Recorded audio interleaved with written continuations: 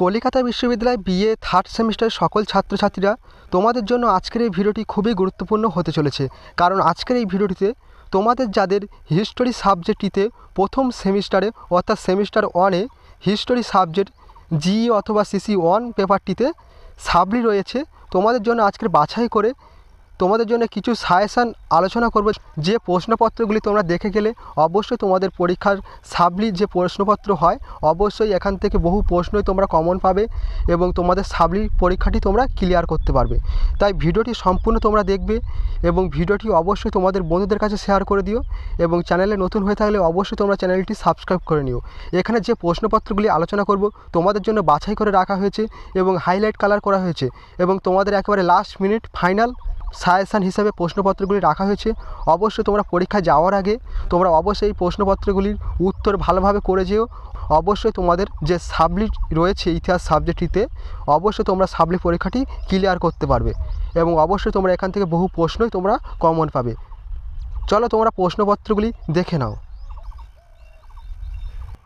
দেখো তোমাদের প্রশ্নপত্রগুলি দেখে নাও, কী কী প্রশ্নপত্র রয়েছে, কী কী গুরুত্বপূর্ণ প্রশ্ন রয়েছে তোমাদের সাবলি পরীক্ষার জন্য। অবশ্যই তোমরা প্রশ্নপত্রগুলি দেখে নাও। দেখো, প্রথমে তোমাদের 10 নম্বরের প্রশ্ন আলোচনা করব, খুবই গুরুত্বপূর্ণ প্রশ্ন। প্রথম প্রশ্ন রয়েছে, প্রাচীন ভারতের ইতিহাস রচনায় দেশজ সাহিত্যিক উপাদানের গুরুত্ব লেখো। ভেরি ইম্পর্টেন্ট প্রশ্ন। এবং দ্বিতীয় প্রশ্ন রয়েছে, প্রাচীন ভারতের ইতিহাস রচনায় প্রত্নতাত্ত্বিক উপাদানের গুরুত্ব লেখো। খুবই গুরুত্বপূর্ণ একটি প্রশ্ন। তোমরা অবশ্যই যে প্রশ্নপত্রগুলি হাইলাইট কালার করা রয়েছে অবশ্যই প্রশ্নপত্রগুলি ভালোভাবে প্র্যাকটিস করে যেও পরীক্ষা যাওয়ার আগে। দেখো, পরবর্তী প্রশ্ন রয়েছে 3-এর দাগে, হরপ্পা সভ্যতার পতনের মূল কারণগুলি লেখো। এবং 4-এর দাগের প্রশ্ন রয়েছে, দেখো, হরপ্পা সভ্যতার প্রধান বৈশিষ্ট্যগুলি আলোচনা করো। মোস্ট ইম্পর্টেন্ট প্রশ্ন। এবং 5-এর দাগের প্রশ্ন রয়েছে, ঋগ বৈদিক যুগের আর্যদের অর্থনৈতিক বৈশিষ্ট্যগুলি আলোচনা করো। খুবই গুরুত্বপূর্ণ একটি প্রশ্ন। এবং 6-এর দাগের প্রশ্ন রয়েছে, শাসক বিজেতা রূপে গৌতমীপুত্র সাতকর্ণীর কৃতিত্ব আলোচনা করো। মোস্ট ইম্পর্টেন্ট প্রশ্ন। এবং পরবর্তী প্রশ্ন দেখো, 7-এর দাগে রয়েছে, কুষাণ সম্রাট কনিষ্কের কৃতিত্ব আলোচনা করো বা কনিষ্কের অর্থনৈতিক বা কনিষ্কের রাজনৈতিক ও সাংস্কৃতিক কৃতিত্ব লেখো। মোস্ট ইম্পর্টেন্ট প্রশ্ন। এবং পরবর্তী প্রশ্ন রয়েছে, দেখো, সঙ্গম সাহিত্য বলতে কী বোঝো? দক্ষিণ ভারতের সংস্কৃতির ওপর এর প্রভাব আলোচনা করো। এবং 9-এর দাগের প্রশ্ন রয়েছে, মগধ সাম্রাজ্যবাদের উত্থানের পিছনে কী কী কারণ ছিল? খুবই গুরুত্বপূর্ণ প্রশ্ন। এবং পরবর্তী প্রশ্ন 10-এর দাগে রয়েছে, মৌর্য শাসন ব্যবস্থার মূল বৈশিষ্ট্যগুলি আলোচনা করো।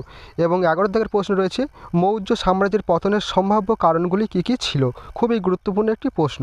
পরবর্তী প্রশ্ন দেখো, 12-এর দাগে রয়েছে, পরবর্তী বৈদিক যুগের অবস্থা ঋগ বৈদিক যুগের তুলনায় কীভাবে পৃথক ছিল? খুবই গুরুত্বপূর্ণ একটি প্রশ্ন। এই ছিল তোমাদের 10 নম্বরে মাত্র 12টি প্রশ্ন। অবশ্যই এই প্রশ্নপত্রগুলি তোমরা ভালোভাবে প্র্যাকটিস করে গেলে অবশ্যই তোমরা, আশা করছি অবশ্যই প্রশ্নপত্রগুলি তোমরা কমন পাবে এবং অবশ্যই তোমাদের সাবলিটি রয়েছে অবশ্যই তোমরা ক্লিয়ার করতে পারবে।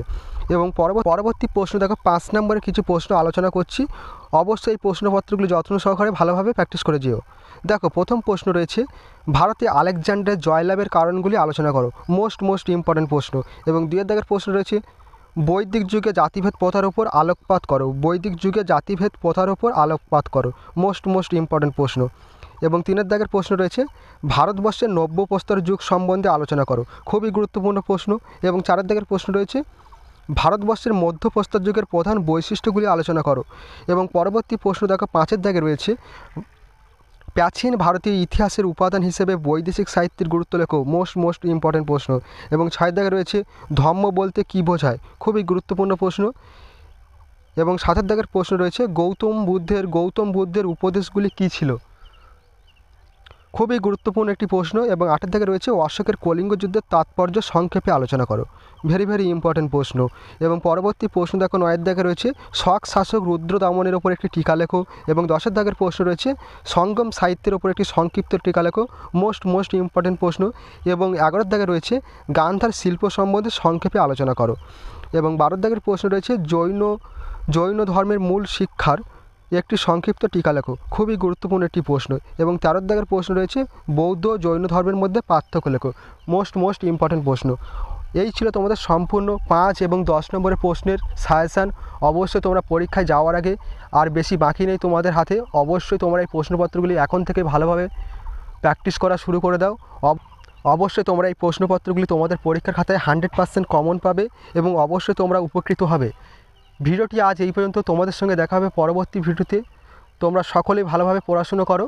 অবশ্যই তোমরা তোমাদের সাবলি যে এক্সাম রয়েছে, এক্সামে যে প্রশ্নপত্রগুলি হবে, অবশ্যই এখান থেকে তোমরা প্রশ্নপত্রগুলি হুবহু কমন পেয়ে যাবে।